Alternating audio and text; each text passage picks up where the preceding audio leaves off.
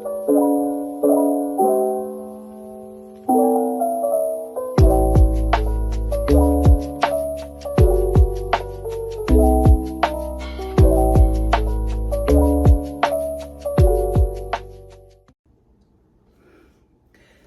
guys. Morning, morning, morning, morning.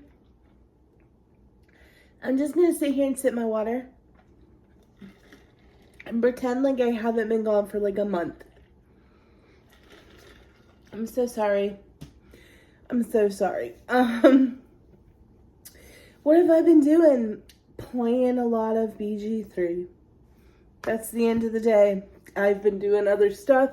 I haven't even been, my hair is a lot. I just washed it today, so it's big. I have not even been reading that much. I only read 9 books in the month of May, but we're going to talk about every single one of them that I read, because that's what we do, right? We're going to break it down, and I'm going to make a commitment to get on here more, you guys. You guys deserve that. So, yeah. I started out the month of May super strong. Let me put my little graph in here first.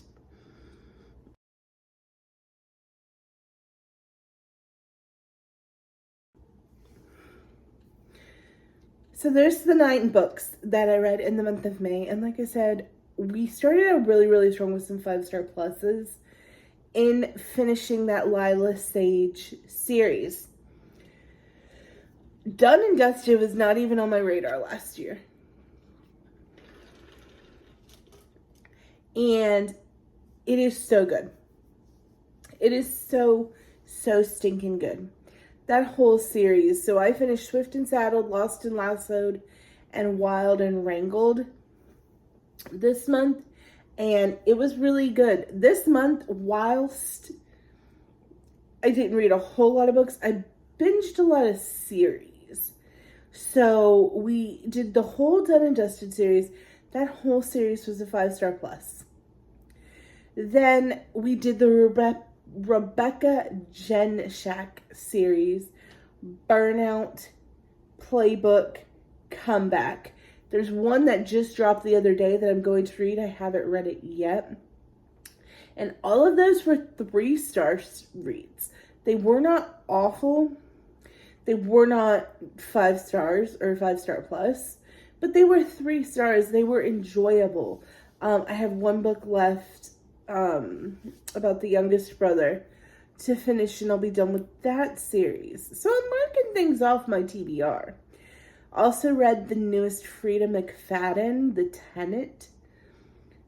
Tenant, the person living in the home. It was okay. I only gave it 3 stars, and definitely wasn't my favorite Frida McFadden, but it does what it needs to do, in that it's a very quick, very into it. You can read it in one sitting mystery thriller. It was still good. I gave it 3 stars. It just wasn't as good as some of her other ones to me. I figured it out pretty quickly. So there you go. But one that did stand out, one of my highest rated books of the month, was a 4-star from Samantha Soto Yambo. I think that's how you say her name. Called Water Moon. If you have not done Water Moon, if you've not read it, particularly the audio. I did audio for that one. Oh, it's so good. If you like Yumi and the Nightmare Painter, Strange the Dreamer, if you like any of that Studio Ghibli stuff, if that is your jam, then please, please, please read Water Moon. You will enjoy it so much. It is about a girl in what feels like Japan. They may even say Japan, who works in a pawn shop for regrets. And it's her family business, and you learn so much about the different realms, and it's just excellent. Really enjoyed Water Moon. It got 4 stars. It was almost a 5, but there were points that drug just a little bit, making it a solid 4. And then the last book I read was Matt Denneman's Dungeon Crawler Carl. Now, if you know me, you may be surprised to know I had not yet read Dungeon Crawler Carl. I hadn't. I had heard about it all over my FYP.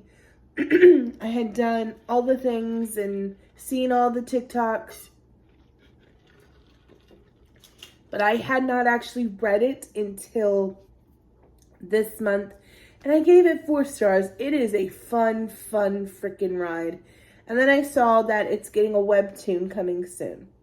So if you do webtoons, absolutely check out Dungeon Crawler Carl. It's just a fun one, man. If you like D&D, if you like tabletop gaming of any kind, even if you don't, I have seen so many people say, hey, I'm not even a tabletop gaming person, and I enjoyed the hell out of this book. There were so many quotes I screenshotted to my friends. I gave it 4 stars. It was really good. Once again, it missed 5 stars because it had a few of the same problems that Watermoon did, and that there were some points that drugged just a little bit, but I am going to read the second book very soon. The only reason I didn't immediately jump into the second book is that a bunch of books released on the 27th that I'm reading.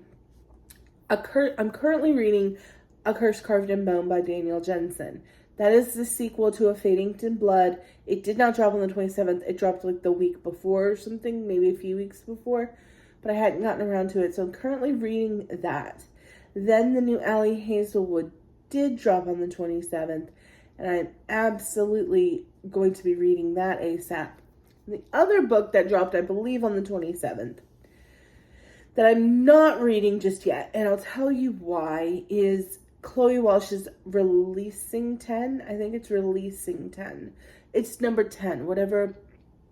It's the Lizzie and Huey book. You guys know what book I'm talking about if you have a TikTok or are on Book Talk or know anything about the Boys of Tommen. You know what book I'm talking about. I'm not reading it yet. I am waiting until the second half of that story is released. For a few reasons. One, I've heard it is a diabolical cliffhanger, which is why I didn't read it the day it came out, because I wanted to get a little bit of feedback on this one. I've heard it is a diabolical cliffhanger. It is a trauma dumper. You need to be in the right mental state for that book. I'm not at the moment. I want to do a Boys of Tommen reread. I have never reread those books. I've only read them the first time through each time.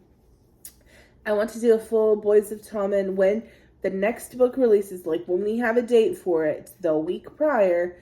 I am going to do a full Boys of Tommen read through into the new book. And yeah, I'm hoping for a fall release.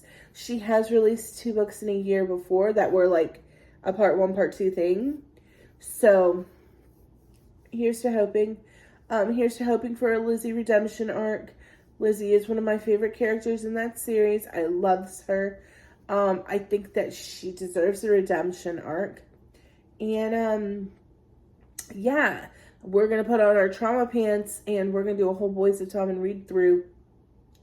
Probably whatever month that the part 2 to Releasing 10 actually comes out. We're going to read it right before.